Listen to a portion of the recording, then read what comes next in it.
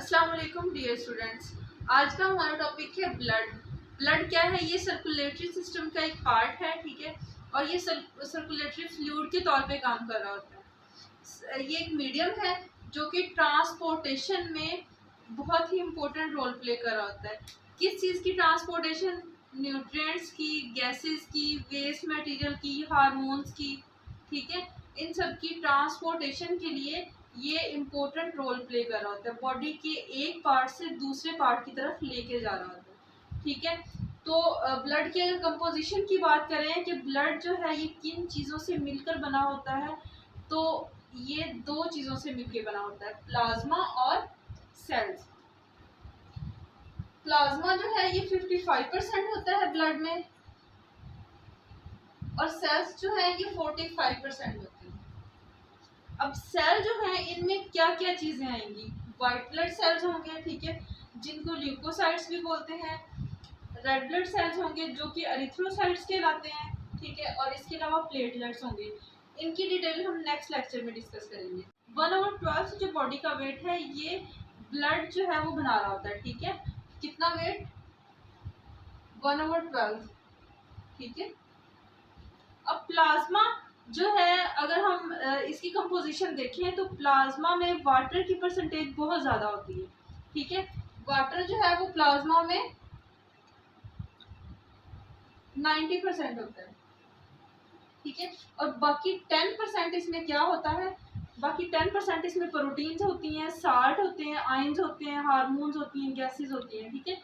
ये सारी चीज़ें जो हैं ये डिफरेंट कंसंट्रेशन से प्लाज्मा में मौजूद होती हैं, जो कि ओवरऑल 10% बना रही होती है, ठीक है।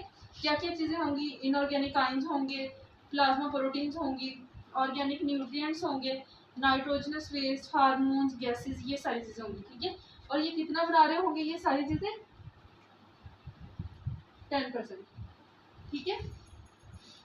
तो इसके अलावा इनकी जो कंसंट्रेशन है वो वेरी करती है, ठीक है। ये जो 10% में ये सारी चीज़ें हैं, ये हमारे बॉडी के डिफरेंट रीजन्स में, अगर हम डिफरेंट टिश्यू लें, डिफरेंट सेल लें, तो उनमें अगर हम उनके प्लाज्मा को ऑब्जर्व करेंगे तो उनमें इनकी कंपोजिशन डिफरेंट होगी, ठीक है। फर्स्ट नंबर पे inorganic ions and mineral ions. इसमें क्या होते हैं? इसमें डिफरेंट टाइप्स के आयंस मौजूद होते हैं, ठीक है। और अगर इसकी परसेंटेज देखी जाए तो इसमें 0.9% जो है वो आयंस मौजूद होते हैं, ठीक है। आयंस इसमें जो मेनली है, अगर हम देखें तो 2/3 जो पार्ट होगा वो NaCl का होगा, ठीक है, सोडियम क्लोराइड का होगा। और इसके अलावा बाकी भी आयंस मौजूद होते हैं, और इन आयंस की जो कंसंट्रेशन साल्ट्स मौजूद होते हैं, ठीक है। इन साल्ट्स की जो कंसंट्रेशन है वो वेरी करती है, लेकिन ओवरऑल परसेंटेज ये सेम ही बनाएंगे। लेकिन अगर इनकी कंसंट्रेशन डिफरेंट हो जाए तो ये बहुत सारे डिस्टर्बेंसेस काज कर सकती है सेल में, ठीक है। इसके अलावा ये जो आयंस हैं ये ब्लड की pH जो है उसको मेंटेन करते हैं। ब्लड की pH कितनी होती है? 7.4, ठीक है। और ये जो pH है इसको मेंटेन रखना बहुत लाजमी होता है। अगर ये pH आगे पीछे हो जाए, ठीक है, तो फिर क्या होगा कि बहुत सारे केमिकल रिएक्शन जो है वो ठीक तरह से नहीं हो सकेंगे, ठीक है। केमिकल रिएक्शन में डिस्टर्बेंसेस हो जाएंगी, जिसकी वजह से बहुत सारे इश्यूज हो सकते हैं। तो ये pH जो है वो इतनी मेंटेन लाजमी होनी चाहिए। फिर नेक्स्ट है प्लाज्मा प्रोटीन। प्लाज्मा प्रोटीन जो है ये 7 to 9% बना रही होती है, ठीक है। और प्लाज्मा प्रोटीन में बहुत सारी प्रोटीन्स होती हैं, जैसे कि एंटीबॉडीज हो गई, फाइब्रिनोजिन हो गई, ठीक है, प्रोथ्रोम्बिन, इम्यूनोग्लोबिन, ये सारी प्रोटीन्स जो हैं वो प्लाज्मा प्रोटीन में, मतलब प्लाज्मा में मौजूद होती हैं, ठीक है। तो फर्स्ट नंबर पे इसमें हम ग्लोबुलिन देखते हैं, जो कि इम्यूनोग्लोबुलिन्स या फिर एंटीबॉडीज होती हैं, एंटीबॉडीज। ये क्या होती है? मेन सोर्स जो है वो इनका ल्यूकोसाइट्स इनको प्रोड्यूस करते हैं, ठीक है। प्रोडक्शन इनकी जो है वो ल्यूकोसाइट्स की वजह से होती है। फिर उसके बाद ये ट्रांसपोर्ट हो जाते हैं प्लाज्मा में, ठीक है, जो कि बॉडी का डिफेंस करती हैं, फॉरेन जो पार्टिकल्स इन्वेड करते हैं उनसे प्रिवेंट करती हैं, बॉडी को बचाती हैं, ठीक है। फिर नेक्स्ट हम प्लाज्मा प्रोटीन में देखते हैं कि इसमें प्रोथ्रोम्बिन्स होती हैं। प्रोथ्रोम्बिन्स क्या है?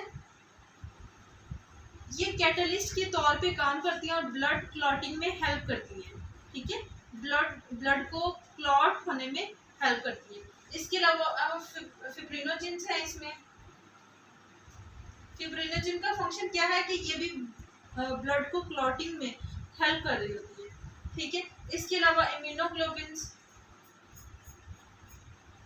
जो कि इम्यून सिस्टम में हेल्प कर रही होती है, ठीक है। तो ये सारी जो है ये प्लाज्मा प्रोटीन में इंक्लूड होती है। फिर नेक्स्ट है organic nutrients in blood. Blood में कौन कौन से ऑर्गेनिक न्यूट्रिएंट्स होते हैं? इनमें मेनली जो है वो ग्लूकोज होता है, ठीक है। इनमें फैट्स होती हैं, फास्फोलिपिड्स होते हैं, अमाइनो एसिड्स होते हैं और लैक्टिक एसिड्स होते हैं, ठीक है। लैक्टिक एसिड जो है उसकी प्रोडक्शन कहाँ पे होती है? लैक्टिक एसिड की प्रोडक्शन जो है वो मसल्स में होती है। मसल्स में जब ग्लाइकोलाइसिस होती है, ठीक है, तो ग्लाइकोलाइसिस के नतीजे में क्या बनता है? लैक्टिक एसिड बनता है और फिर वो ट्रेवल करता है प्लाज्मा की तरफ, ठीक है। इसके अलावा इसमें कोलेस्ट्रॉल भी होता है जो कि स्टीरॉइड्स हार्मोन की जो फॉर्मेशन उसमें हेल्प कर रहा होता है, ठीक है। तो ये सारे न्यूट्रिएंट्स होते हैं। फिर नेक्स्ट है नाइट्रोजनस वेस्ट। नाइट्रोजनस वेस्ट जो है जो कि प्रोड्यूस होते हैं वो लिवर में, ठीक है। क्या होता है? सेलुलर मेटाबॉलिज्म होती है और उसके रिजल्ट में जो भी नाइट्रोजनस वेस्ट प्रोड्यूस होते हैं वो लिवर में वो ट्रांसपोर्ट कर दिए जाते हैं जो भी स्ट्रक्चर होते हैं वेस्ट रिमूवल के, ठीक है। जैसे कि किडनीज है वो किडनीज की तरफ ट्रांसपोर्ट कर दिए जाते हैं और फिर वहाँ से वो रिलीज हो जाते हैं, ठीक है, नाइट्रोजनस वेस्ट जैसे कि अमोनिया, यूरिया, यूरिक एसिड, ठीक है। ह्यूमन में वो यूरिया की फॉर्म में रिलीज हो जाते हैं। फिर नेक्स्ट है हार्मोन्स।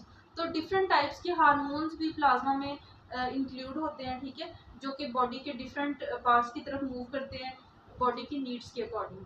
फिर नेक्स्ट है गैसेस। तो मेनली जो गैसेस हैं वो कौन सी ट्रांसपोर्ट की जाती हैं? कार्बन डाइऑक्साइड और ऑक्सीजन, ठीक है। ये दो गैसेस जो हैं ये ट्रांसपोर्ट की जाती हैं।